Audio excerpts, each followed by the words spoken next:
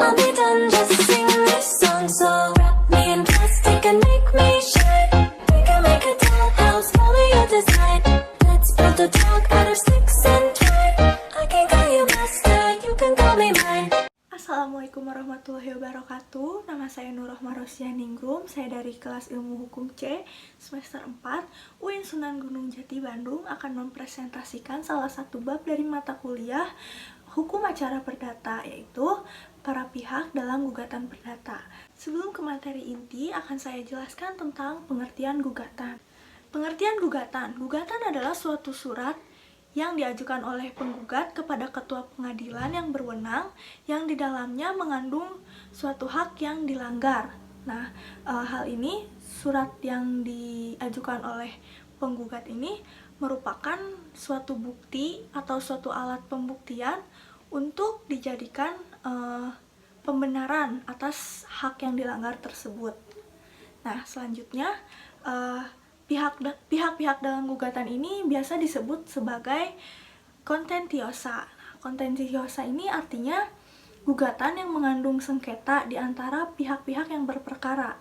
Nah, contohnya pihak-pihak yang berperkara ini akan dijelaskan sebagai pihak-pihak dalam gugatan perdata.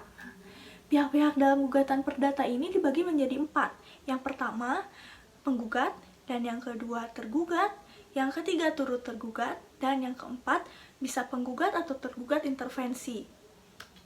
Yang pertama akan saya jelaskan sedikit pengertian dari penggugat.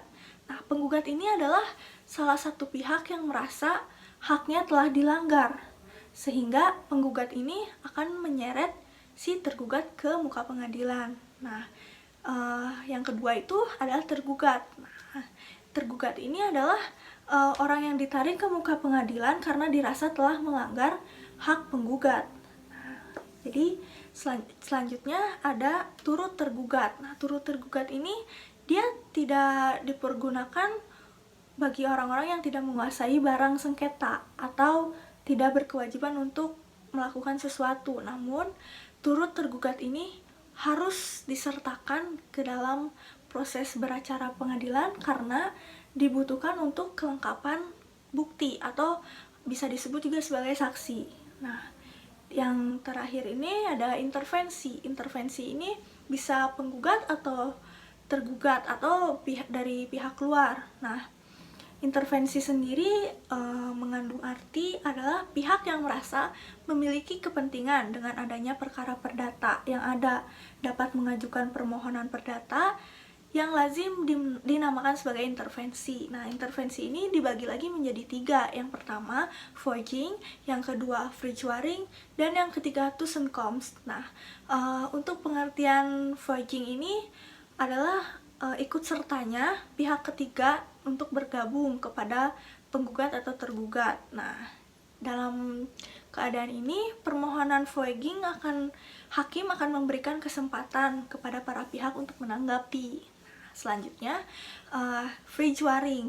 Nah, pengertian vrijwaring ini adalah penarikan pihak ketiga untuk bertanggung jawab kepada si tergugat untuk melepaskan tanggung jawab dari penggugat ke tergugat gitu.